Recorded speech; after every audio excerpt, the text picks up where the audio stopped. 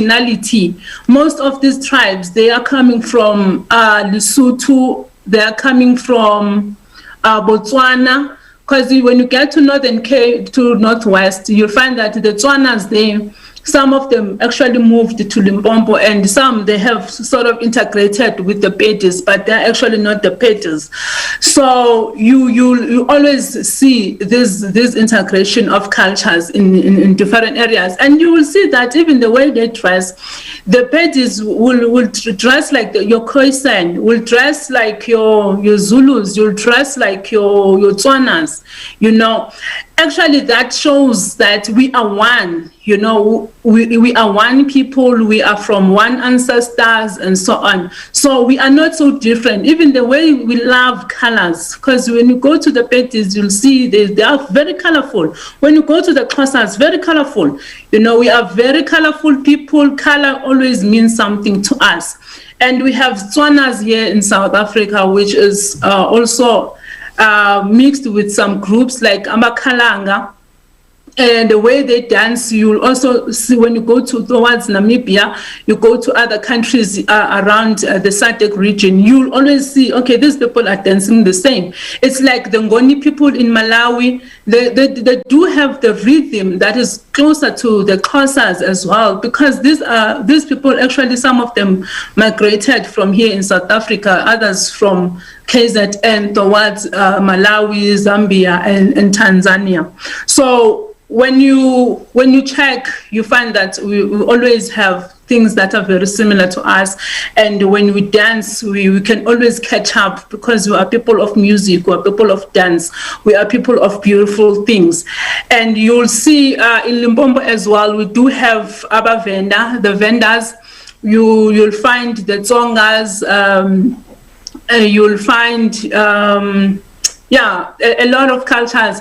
I'm sorry if I miss I miss some of them, because I always embrace all of them here in South Africa. Sometimes I even dress in different traditional clothing just to show my love for the culture and to embrace the similarities that we have. We also have rituals. We have similar things, similar procedures in terms of marriage, similar procedures in terms of rites of passages. We do take girls to initiation and boys to initiation, and there are different stages. That's why sometimes I don't like that word youth, because it doesn't really tell the different stages that one goes through, because we have girls that reach 16 years, we have girls that reach 21 years, and then you maybe you are ready for marriage, but there are different teachings that you get in different stages of your life. So sometimes when we talk about youth culturally, I think it's a democratic term, because it's one of the alignments that maybe your government will say, okay, if you're age of 35 and less, you are youth. And some people actually think that being youth is being young. You still have a lot of time to play around. But if we can start to instill these different stages, to say at the age of 16 you must be able to stand up for yourself because you already have a passport, start making those millions that Caesar always talk about and inspire us as young people about.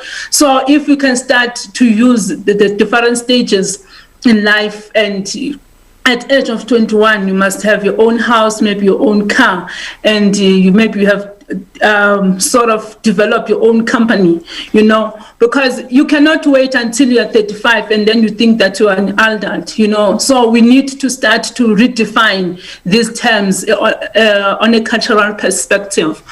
We do have different dances. I will just mention in Venda, there is that famous dance that where girls sort of form a long thing that is like a snake, and they move and so on. So I think that dance is also a certain group of girls at a certain stage perform such a dance. Sometimes it's a celebration. Maybe if they are from initiation, they maybe learned a lot of things and so on. So there are different groups there are different types of dances per group. We have amabuto, we have just abafana abancane, and so on. So all in all, South Africa is very rich. If you come to Gauteng, you will find almost all the countries that are from in Africa. You will find everyone here in Gauteng, and we always embrace different cultures, different languages, and so on. So we are people that also love our food. We love meat. We love to drink our traditional foods and stuff. So if you can check now on the slide, I think they can move on. That is like how we cook. We still use those 3 pots, even though there's electricity now, but we still embrace. If you go home, there is no way that you can use electricity throughout without actually using wood and that 3-leg pot to prepare the food, because a home is a home because of that smoke. There must be that smoke to show that there are still people there. Imagine if we can just use electricity and never create any fire, you know. It's like, I don't know how I can describe it, but it's not a home if there is no fire, you know. It's not warm.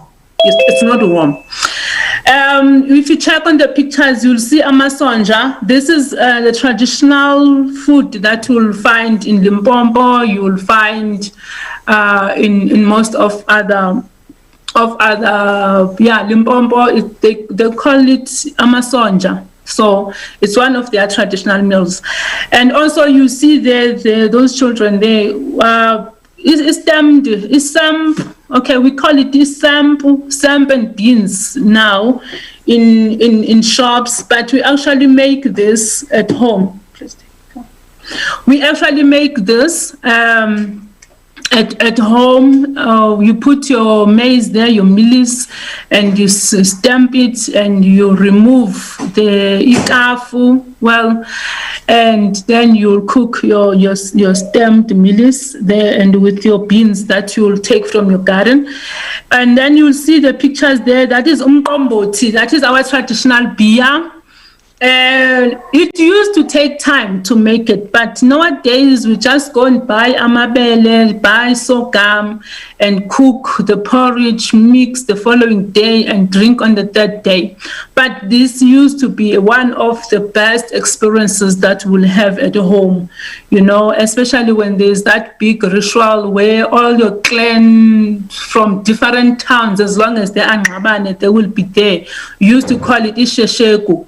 That's when you have seen that things are no longer going well in your clan, and you want to go to your ancestors and speak to them, and probably ask if people are getting sick and all that. So you will have all the clan from different areas, and they will be sitting there preparing that, and it will be prepared by the girls, not by the women that have married in that clan.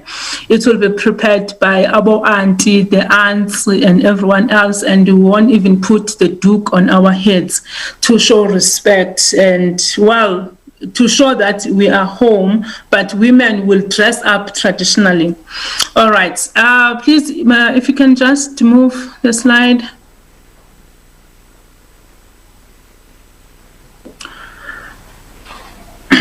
Okay, can you just move the slide? Okay, all right, so let me just wrap up. In terms of food, when you go to the Eastern Cape, we eat uputu, which is like the dry porridge with amasi, but different cultures actually love it, but they call it differently. Others like to use soft porridge to put amasi on. We don't. Others use the iputu to mix with inyama, like meat and so on. But we don't. We just use amasi for that. And if you go to other areas, Amandebele and so on, you will find that we eat inkobe. I don't know what they call it, but it's actually maize that is cooked as it is, and then it will be mixed with your other grain foods like amazimba, and all the healthy stuff. When you eat this food, it's very healthy.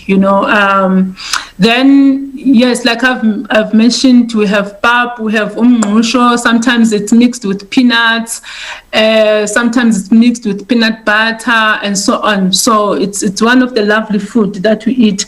So we eat almost similar things across South Africa, but it's cooked differently. Sometimes they will take like green stuff like imifino. We call it imifino. They will mix it with meal, and we eat that as well in the Eastern Cape. Sometimes they will take your pumpkins or watermelon, you mix.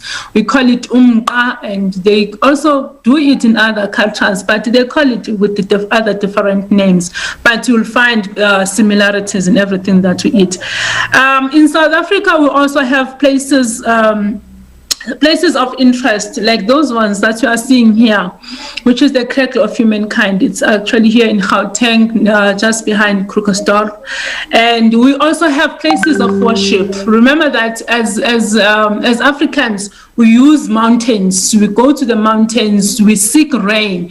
We have our sacred places. We go to the rivers. We talk to the waters. We go to the forest. We talk to the forest and all that, because we believe that these are the places where our ancestors are. These are the places where we can actually say, now we have drought, please, we need rain, and so on. So you'll go to Limpopo, you'll go to Njalele, you'll find very sacred places there. You go to Lesotho, Boa side, you'll find mountains, you'll find springs where people go and fetch water. Like, for instance, there is a mountain here that is in Clocolan, where the prophetess Mantsumba was used to stay there, and you find that there's a spring there that does not dry out, and that spring in years ago, like plus 100 years,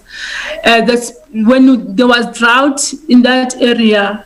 People used to go to that spring and fetch water. Even today, the spring is still there. People always go to such areas to find healing. You'll go to Port St. John's. There is a place in Port St. John's that is called Isinuka.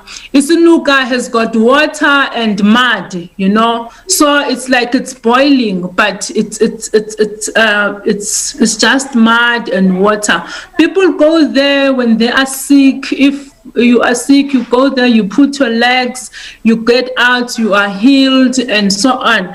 But when white people find these areas, they tend to document a lot. They tend to come in, they take pictures, they take videos and all that. Sometimes they even put fence around and start to charge people to go to such places. And when you start to do that in a natural place that our ancestors are actually providing us as part of healing, and you start to commercialize it and all that, these places actually stop doing what they are supposed to do. So many of our sacred places are destroyed because of such things. People don't respect. You go to such places and you find that people are taking photos and so on. So even in Port St. John's, they did the same thing. They wanted people to pay when they go there, and Isinuka dried out. That place just dried out, and it actually happened in another area where it started to have this spring water, the mud coming up, like it's always like it looks like it's boiling, and when you are sick you actually go there. So we do have mountains of places of worship, very sacred places. Some of these places you cannot just go there as an ordinary person. You must have someone that is actually guiding you, who understands spiritual things, who can take you there. It's not ubutagat, it's not witchcraft, but this is how we connect to our ancestors and how we get healed as spiritual beings. And there's so much, but at the same time, what we need now, we need to actually use the talents, our cultures, to actually create as well the economy, you know, not with the sacred places, but with our cultures. As I've mentioned, Amandebele, Amaxhosa, we have crafts, we have people that actually make a lot of these things. You will understand even way back before we were slaved, we used to have these artifacts that are currently in the museums now in Britain and other European countries, where they're actually making money with our ancestral artifacts. They used gold. We had treasures, you know. We made statues and so on. A lot of things that were very dear to our ancestors that we actually need now, those European countries, to bring them back. You understand that even Ghana is building a Pan-African museum. So such things can be beneficial to us. We need those museums. We need to reconnect to our ancestors and to understand how they have lived. And we can only do such things when we actually look into such historical things that they have made. And currently, we do start to make ingqawe, like the pots from clay and so on. And these are the activities that we can even do with girls, with the youth, and in our communities to decorate and sell such things. So there is a lot of potential in terms of economic development in our cultures and our heritage, and even the places that we have, you know, the mountains. There's a lot of beautiful things that we can think of. And that is why we think that even our brothers that are in other countries can still come back. We have a lot of land here who can still teach you, give you all the attires. You can be Xhosa if you want, you can be Mutlokwa, you can be Lesotho if you want. You know, we welcome you. We want all of you to come back home, come back to where you actually belong. We are sort of waiting for you. I really want to thank Aido for the opportunity to present something that is dear to my heart, the culture. And we would really do promote unity, and we still believe that our culture really does unite, and it reminds us of who we are and where we come from. Thank you so much, Chairperson, Princess Tepi. Thank you so much.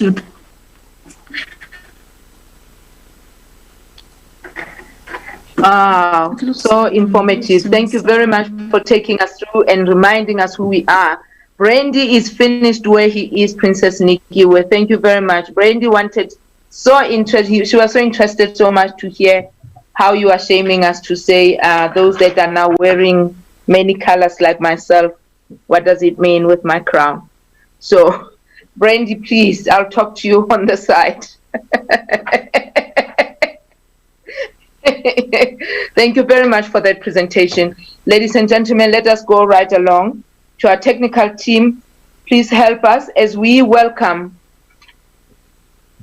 Undabezitha, Commander of the Regiment of the Zulu Warriors, His Excellency Sibusiso Shandu.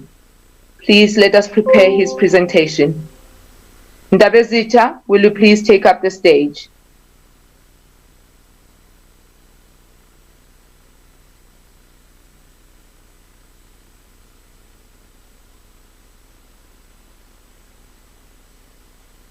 Do we have his presentation?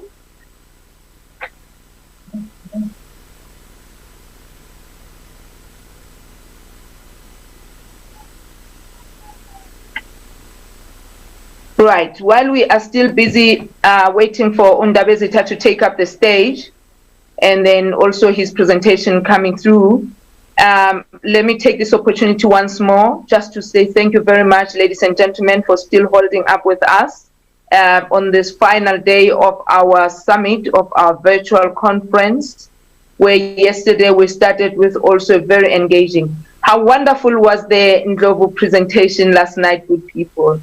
It just took us to another level. We're so proud of Ndlovu. And also let me take this opportunity to thank all our sponsors, and Equity Bank as well. They presented, and they are our sponsors. You heard even today they presented. Janice as well. They already have been so actively involved with Aido. They have come through during the COVID-19 when we were still in the ripe of it, and they came and they donated in various forms.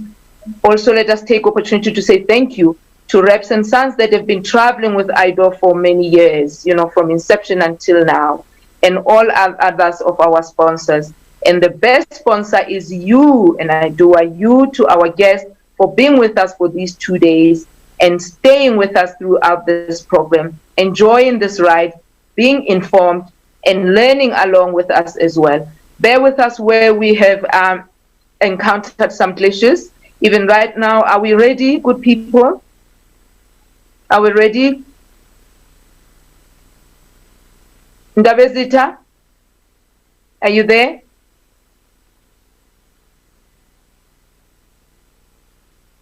Can we unmute him? I know that he is on.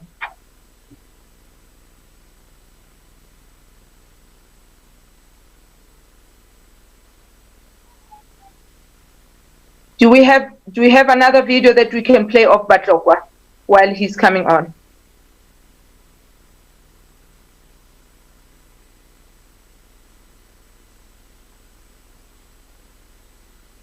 My goodness. Okay. Ndabezita. Thank you. Thank you. Thank you for that video.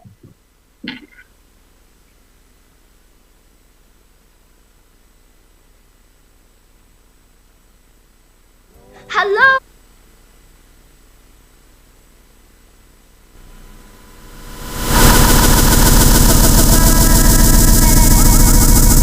Edition of Aido Business Forum. Hello everyone, my name is Nakia Dramani Sam, Young Peace Ambassador from Ghana, and welcome to this year's edition of Aido Business Forum.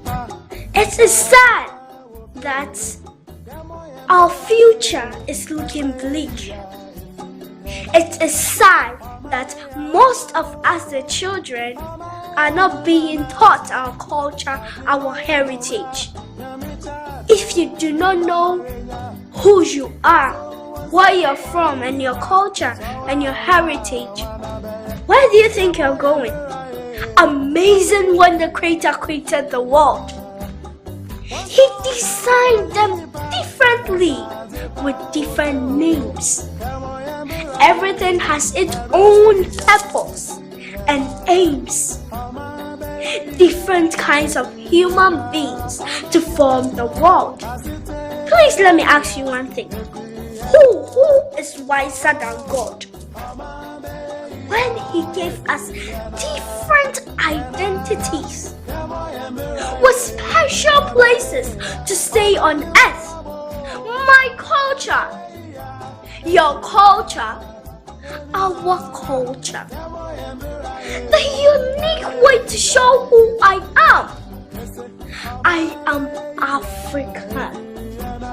My respect to the elderly person, the chiefs, and my parents.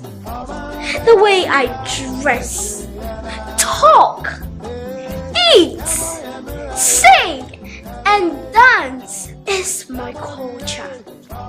Taking a side journey to the North Africa. Moving down to the south is amazing. Turning the compass to the East Africa and the west keeps the rich African culture blazing. But it's like the sun is fading away. Even though it's more night, seems scared. Why? And what makes us fight? Look, let me tell you something. I wasn't born in Africa, but Africa was born in me. Thank you, and have a refreshing time at this business summit.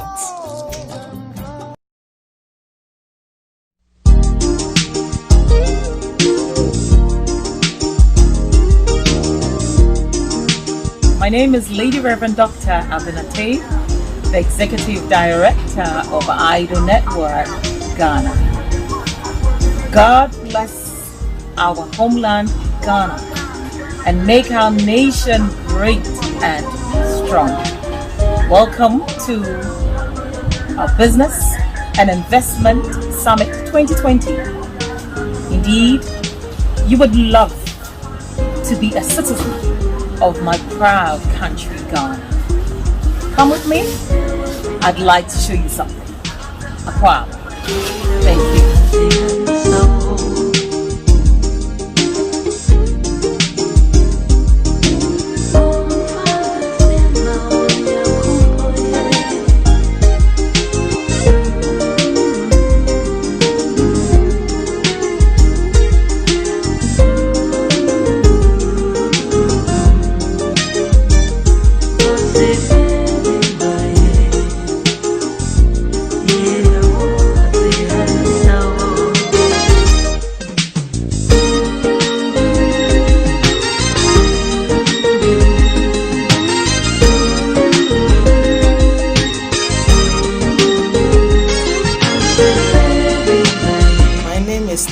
Asamoah the first.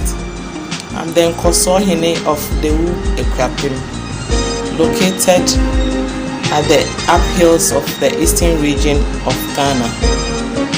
I am also an active Aido member in Ghana, and I work with Ghana Ports and Harbours Authority as the Learning and Development Manager. Dewu is one of the 7 Okre-speaking languages of the Ekrapim region.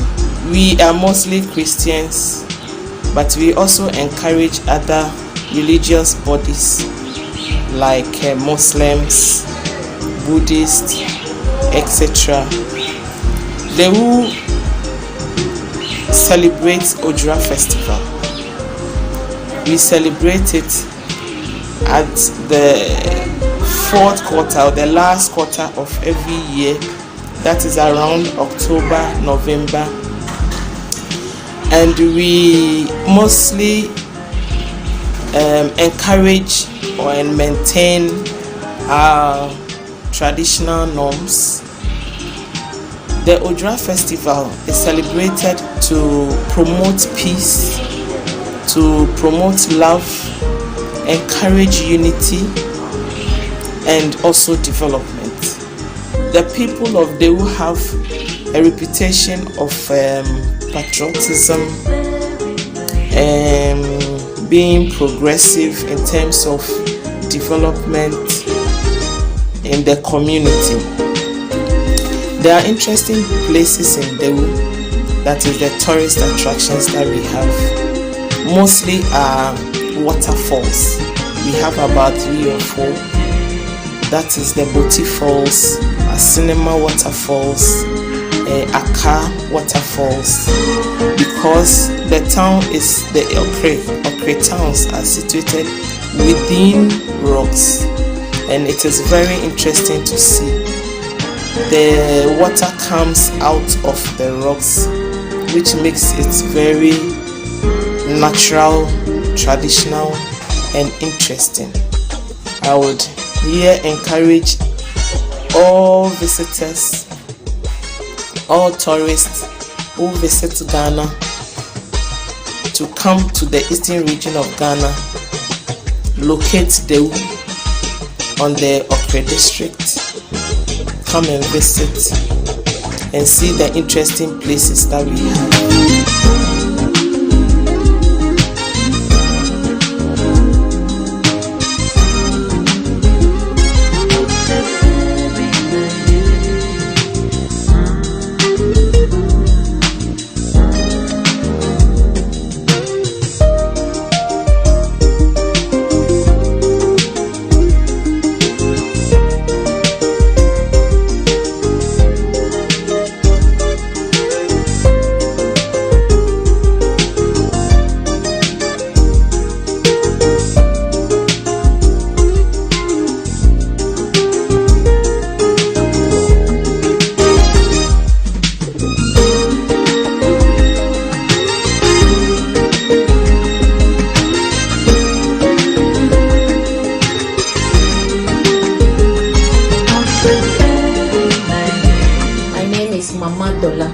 Ashanti Fafa Waname, Queen of the Ewe community in Ashaima Municipality, Greater Accra Region, Ghana, and a member of Aido, Ghana. Like all Ghanaian ethnic groups, I come from an area of a rich background.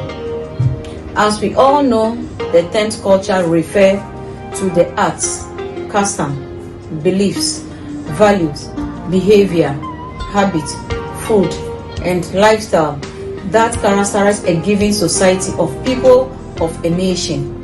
We therefore, by definition, have a dance, naming, dressing style, social and various numerous culture activities that defines my ethnic group.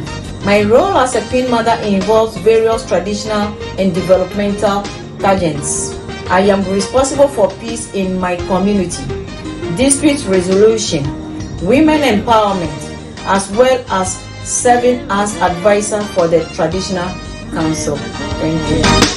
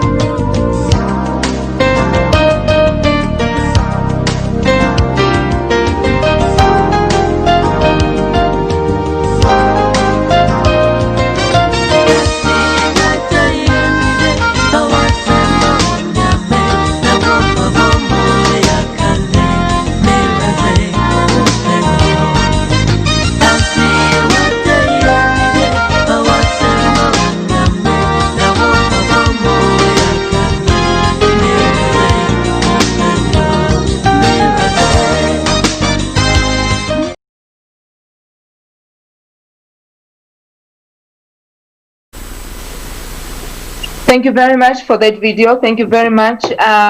Sorry about those glitches. I hope we still have our people on the online. Do we have Undabezitha Shandu, the commander of the Zulu regiment? Can you please come on?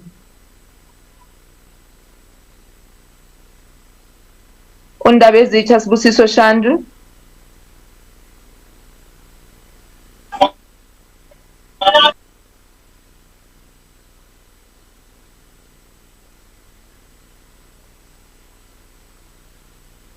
Ndabezitha.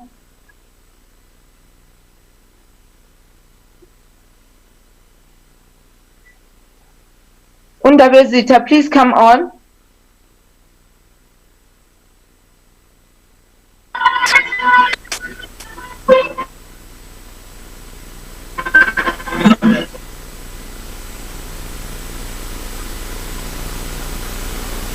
It looks like we will, if we are having the connection problems, we will pass right along. Have we done Ghana or are we going to still do Ghana?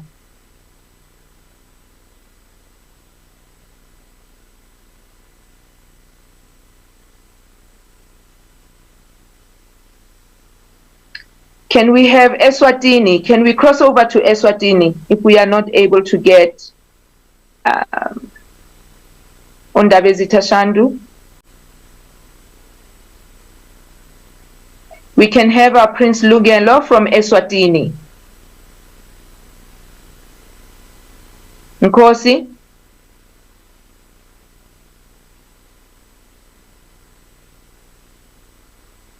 Prince Lungelo from Eswatini.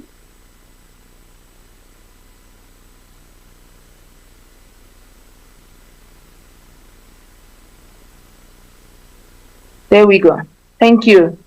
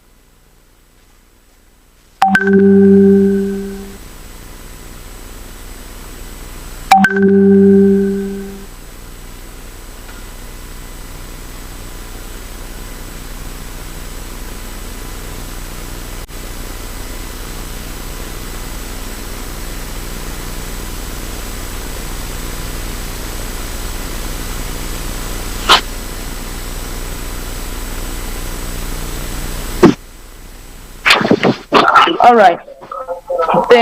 Okay. There we have Commander Sbusiso is online. We saw his face there. All right. Thank you. Thank you. My humblest apologies to the Aido network. Am I audible? Yes, we can hear you. Can you hear me?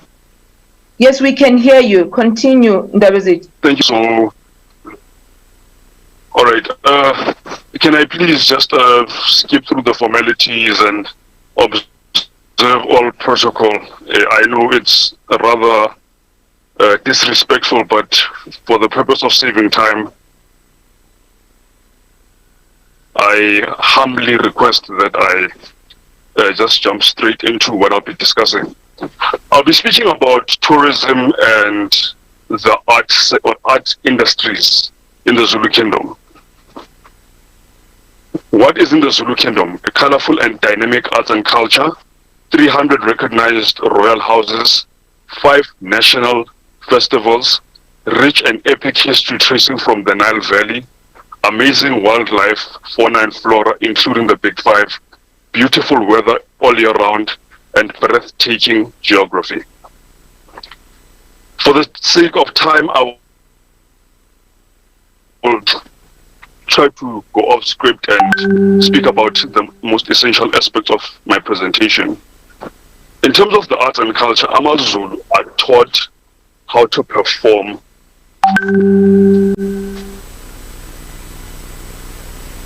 from as early as the performing arts before we are even able to speak. We have what is called ihubo. We have what is called islolozelo, which a child will hear when they are still an infant. These are songs or hymns, because this is sacred music that will be performed to the child in order to rock them to sleep. Lullabies, slorozelo.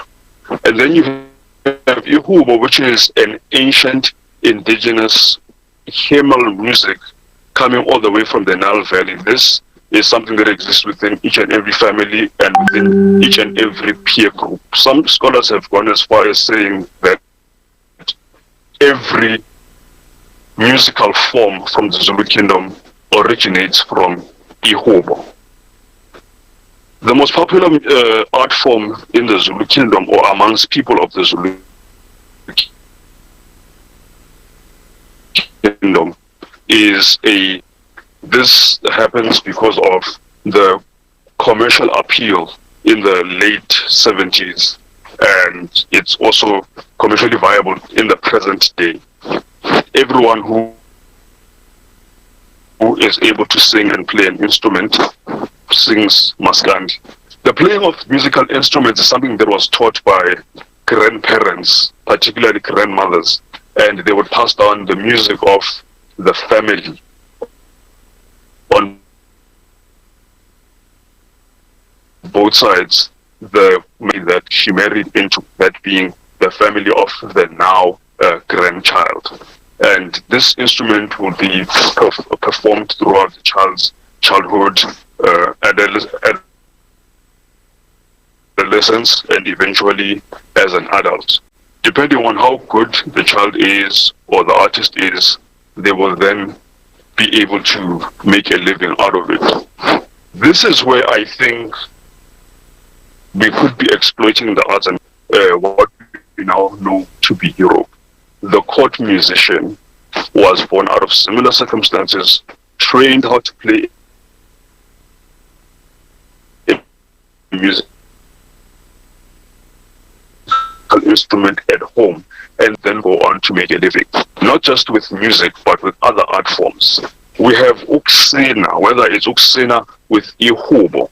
Uhubo, as I explained, the indigenous means ukusina, meaning to dance. You have ukulingisa, which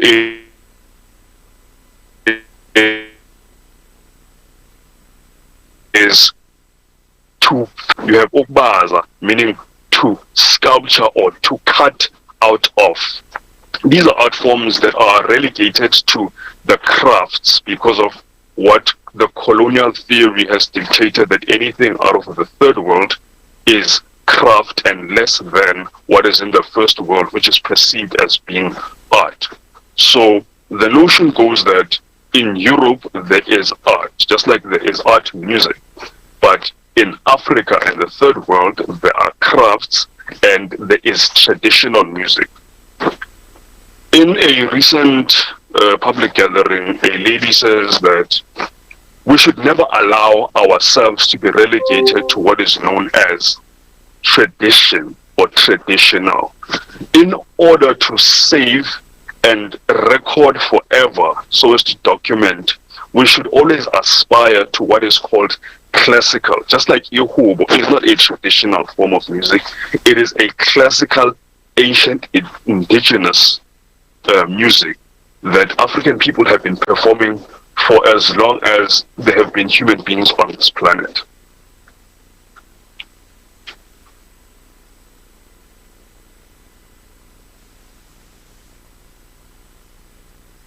Are we still together? Are you Princess Sebi? We can still hear you. We can still hear you. Thank you. What I would like to articulate in very clear terms,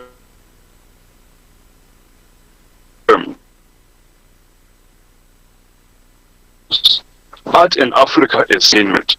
And this is why it has been difficult for those of us who hold it dear to our hearts to be able to exploit.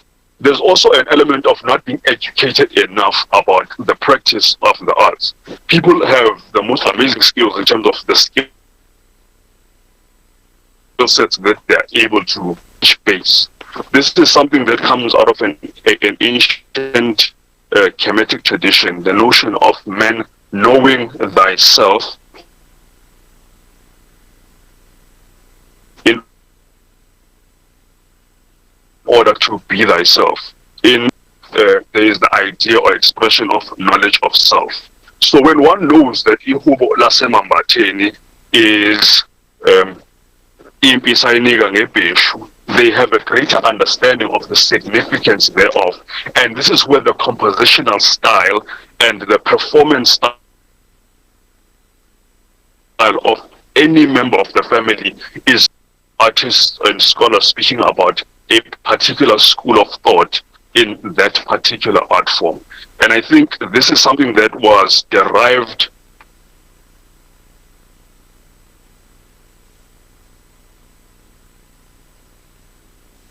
from us, and yet also during the colonial period, because a lot of what we wrote was taken away, and then we were told that we were unable to write. Yet the first manuscripts on earth were written by African people. The very notion of writing, what we now call a piece of paper, was emulated or created from the idea of papyrus or papyrus.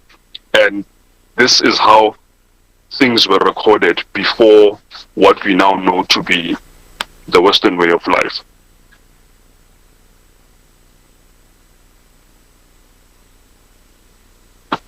Composition of the Zulu Kingdom.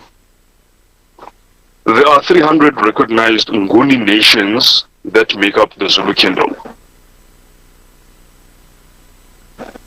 Before the colonization of the kingdom by Britain, there were in fact more than 1,200. We know this as a matter of fact because the Emperor Shaka Senzangakona, although being unmarried, had women who His Majesty called his sisters, who came from the various royal families as an attempt to have him marry and create family bonds with the respective royal families. But at the current time, what is recognized by the South African government is 300 Nguni nations. Each nation is led by a royal house, and each royal house is headed by Inkos. Can I please make a note that for the purpose of this presentation, I will be speaking to nomenclature that is as close as possible to what we have in indigenous African tradition, and or directly using what we use in the Zulu language. I will not be using words such as tribe. I will not be using words such as clan. I will not be using words such as chiefs, because these words have no meaning in our culture, particularly because this very language is a young language which comes from a foreign culture, meaning that it has limited vocabulary to describe the phenomena that exists within our culture. These 300 nations pay allegiance to Indlunkulu, meaning the great house of the Zulu nation. Isilo is head of the great house and the head of the kingdom. National festivals of the Zulu kingdom. They are hosted by His Majesty Isilo. In order they are: commemoration of the Battle of Isandlwana. This takes place in Muthu around the last month, the last week of the month of January. This is because the Battle of Isandlwana took place on the 22nd of January. And as history goes, the British were defeated, and so setting a chain reaction of what came to be known as the fall of Great Britain, because after this time, China freed itself, India freed itself, and so many nations who realized that this almighty beast of an empire was able to be defeated by men wearing skins, carrying a pointed stick, defending themselves with a piece of skin.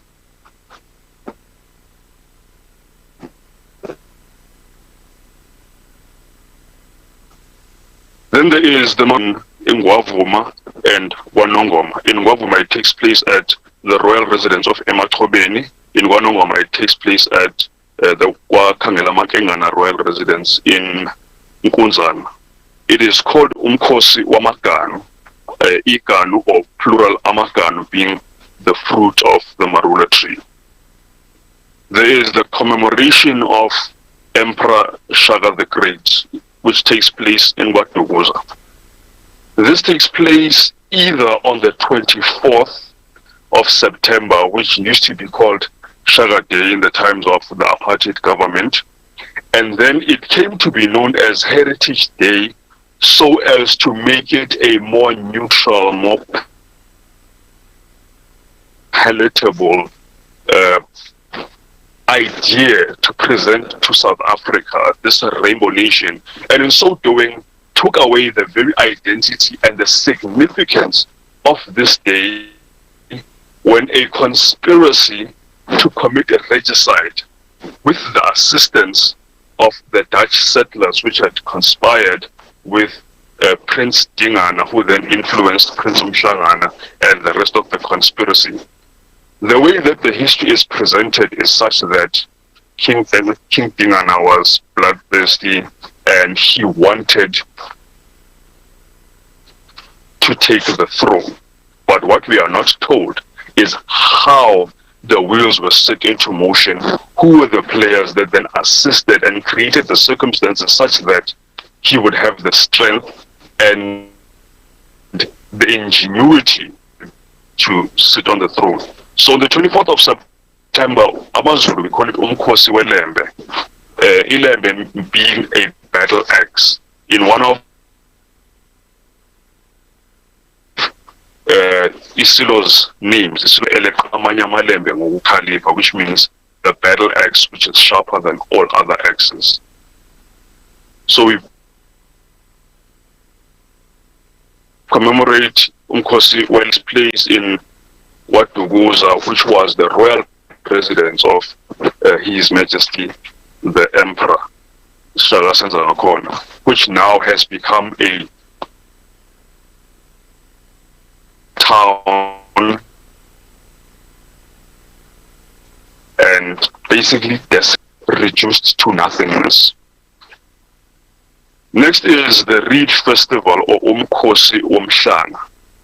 I think we have enough information about Umkosi Umshana, but I will say this much. It takes place at Ngwavuma at the royal residence of Emathobeni, as well as Enyogeni in Osuthu, Kwanongoma. Then last on the Zulu calendar, we have the midsummer celebration, or the summer solstice, which is called Umkosi Wosela. Most other Nguni peoples call it Ingwala. This takes place in Kwanongoma at the royal residence of Enyogeni. AmaZulu, originally from Juba. There are people in Juba, in Nubia, now known as the Sudan, called Lulu. The story that is told by an ambassador who came from Juba when we were at a gala dinner in 2017, if I'm not mistaken. This gentleman, whose name I cannot quite remember, says that the Zulu are actually direct relatives of the Lulu people. The explanation that is given is that because of culture and the evolution thereof, the way that certain letters are pronounced in names take on a particular evolution and words then sounding a particular way. This is evidenced by the fact that in every royal residence with Isilo, regardless of what year it is, any of Isilo that is coronated to rule over the Zulu kingdom has a hut or house that is called Juba.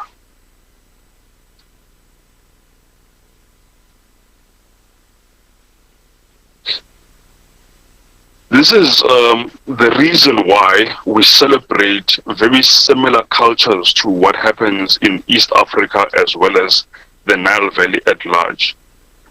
As I said before, the Reed Festival is commemorated at Enyogeni as well as Ematobeni.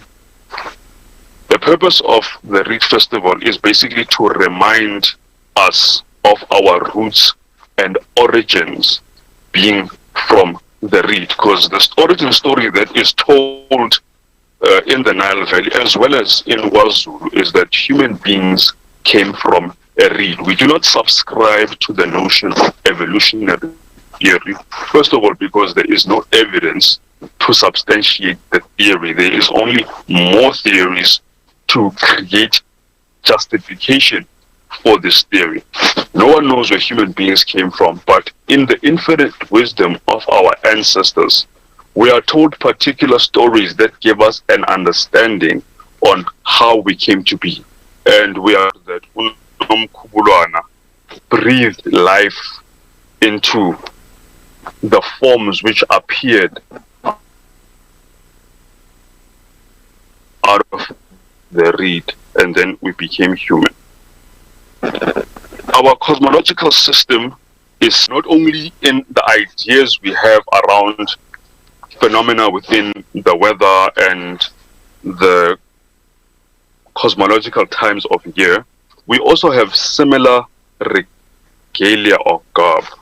When one looks at the head ring, which Zulu men wear, it's called umqhele, and then the men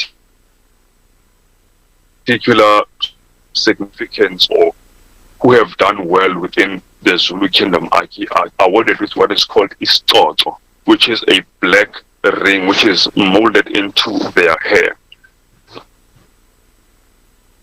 This ring as well as umqhele are similar to the head rings which were represented as the cobra around the heads of the queens and kings within the Nile Valley. It represents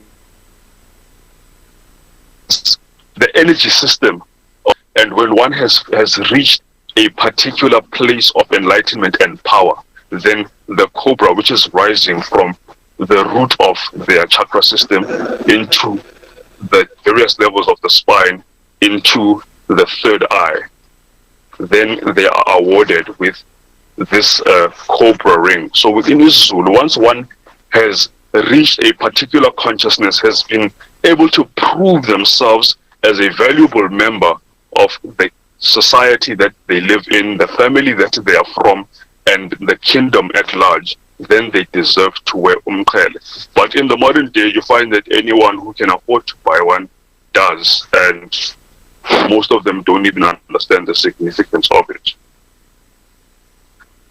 Nature conservation within the Zulu kingdom. The first game reserve in the Zulu kingdom is the Mfolozi game reserve. Please excuse my spelling.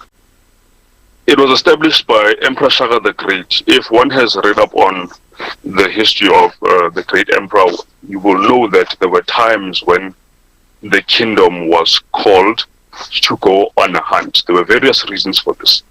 It would be to prepare particular skins for particular members of the hierarchy, and in order for those skins to be had, the animals needed to be hunted. They couldn't just be hunted at any given time. And also there was a harvesting of meat, because contrary to popular belief, African people did not eat meat willy-nilly and at any given time. It is also true with Amazulu. This I have confirmed with my parents and my grandparents. Before there were fridges, obviously people did not eat meat at any given time. But moreover, there was the appreciation of life and the amount of time it takes to raise any livestock.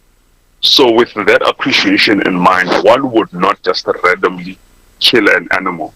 So if there was ever a need to have meat, then it would be hunted.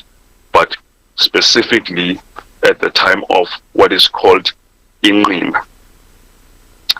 Hunting happens at the behest of Inkosi, or in the context of the history that I have just shared, at the behest of Isilo. And as I've written there, it's called Inqin.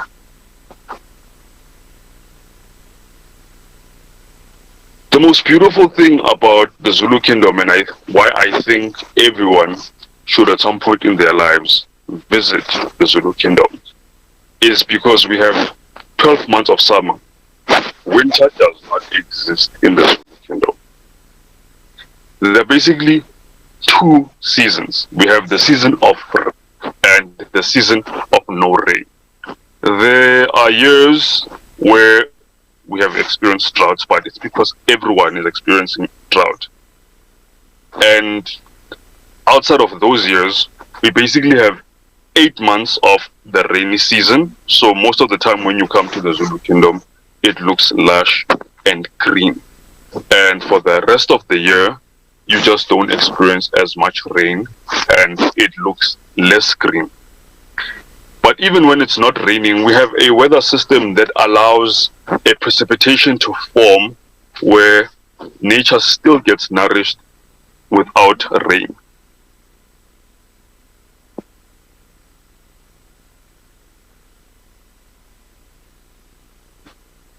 The geography of the Zulu Kingdom.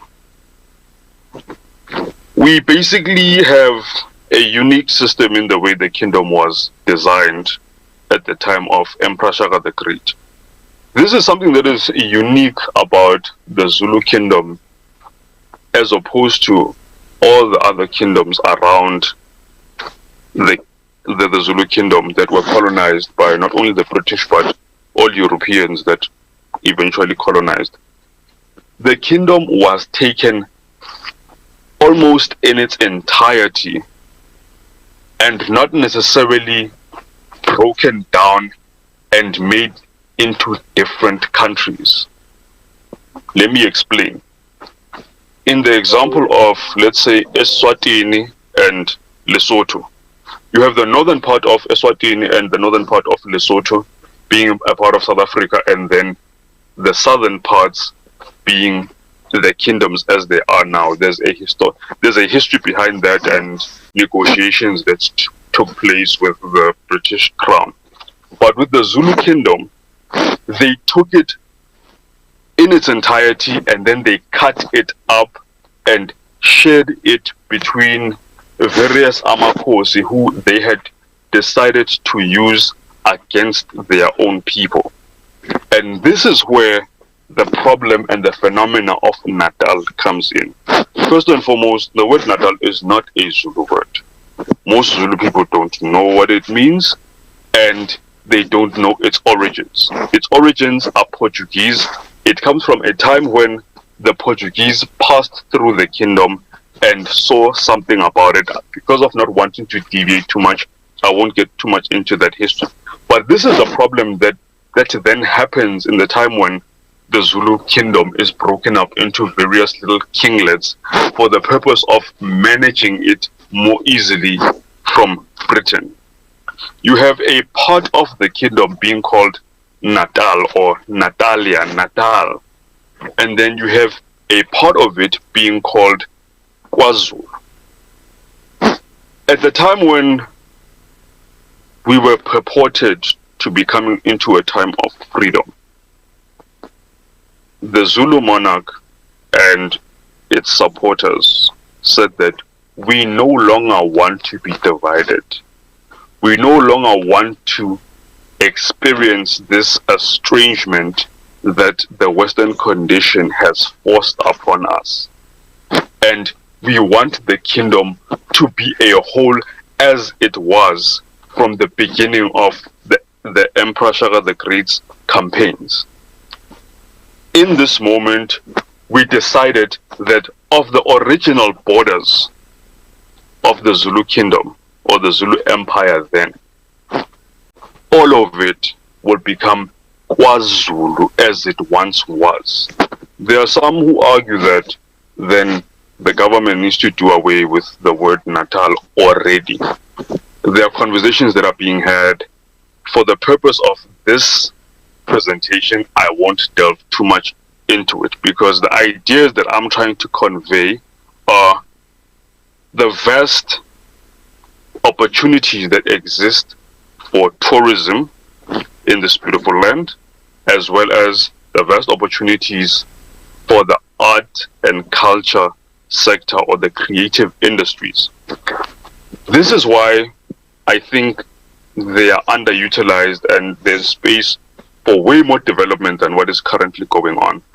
If every Zulu person alive is able to sing because they grew up singing, why do we not have a cultural sector that is rooted in exploiting that ability to sing? And I'm not talking about the odd superstar here and there that becomes famous on particular music charts. I'm not talking about getting a record label and then performing for change to what your record sales actually are.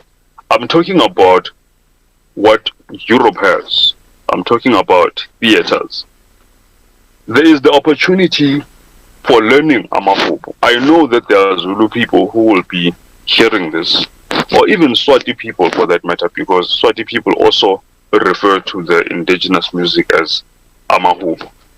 There are Nguni people at this very moment who do not know the Amahubo of their families, of their great houses, or of their kingdoms. Why is it that we don't have educational programs?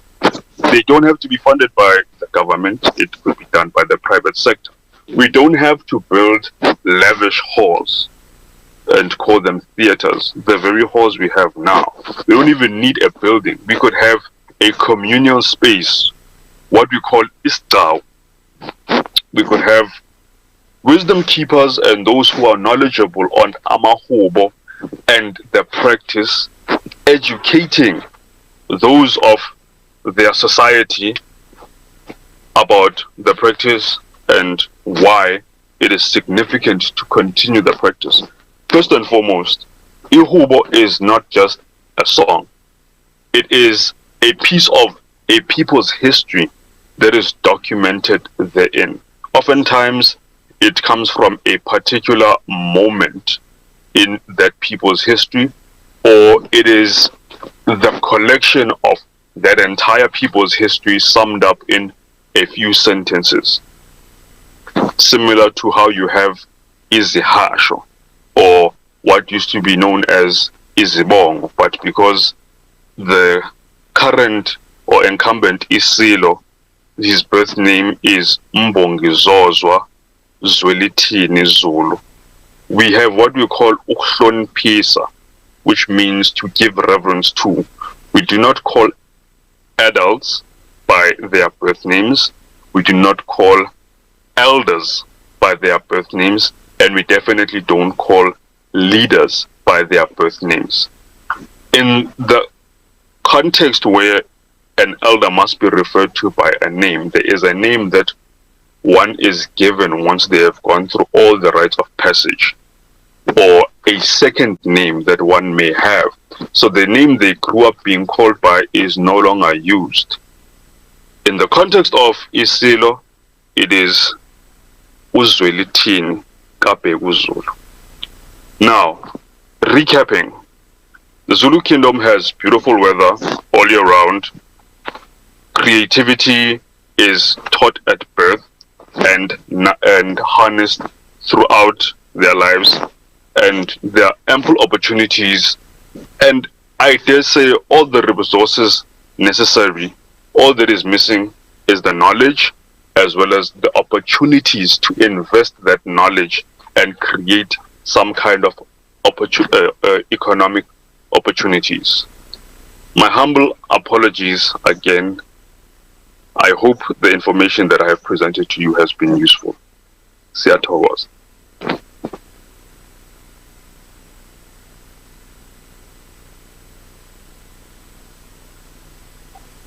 Thank you so much, Ndabezit. Of course, this information is so powerful, and it has been so educational to us. Even down here, we never knew most of these things. Thank you so much. An apology accepted. Right now, ladies and gentlemen, we are going to be preparing for Prince Lungelo from Eswatini. I hope that his mic is now functional and video.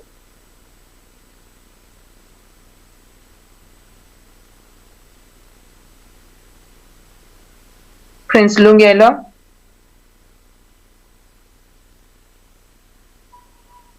Okay, we can play the video while we're still helping him to be unmuted.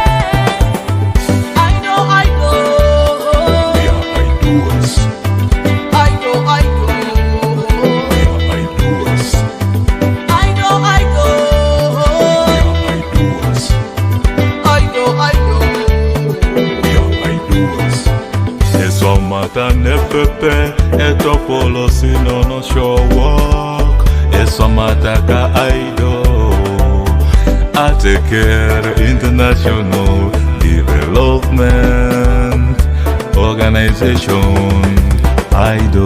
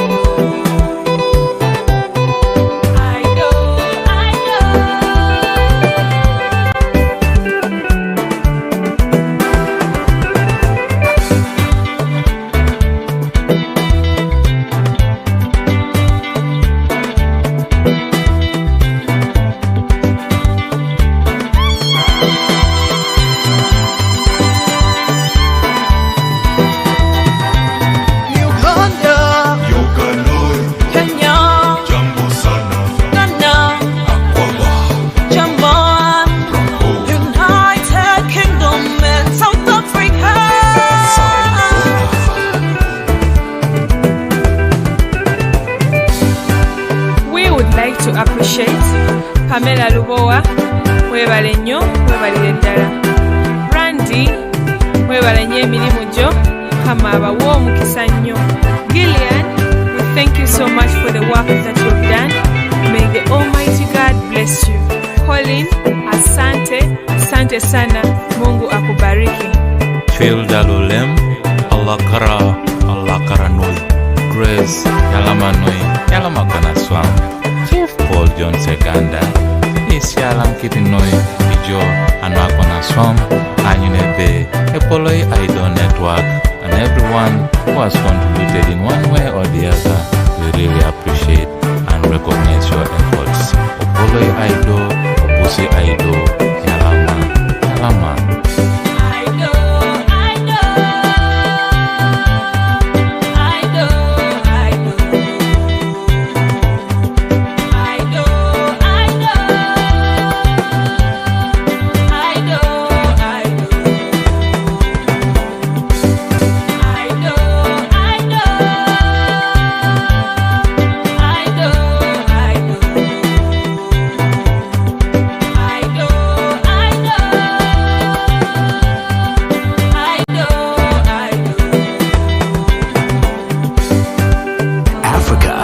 is ready to partner in business and prosperity.